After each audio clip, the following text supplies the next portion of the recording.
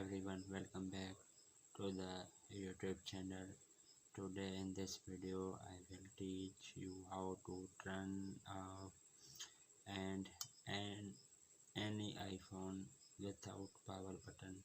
Let's get started without wasting any time. Go to settings and on your iPhone, swipe down, see the general and tap on it, and swipe again down and tap on shut down.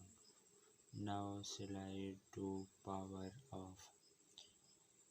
After that your iPhone will turn off. Now charge the iPhone, turn to on. You can see that as on. Put the iPhone to charge it, turn on immediately.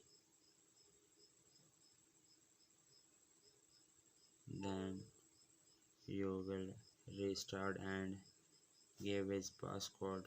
So guys, this how you can turn off and on your iPhone without power button.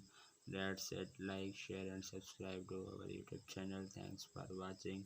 See you in the next video.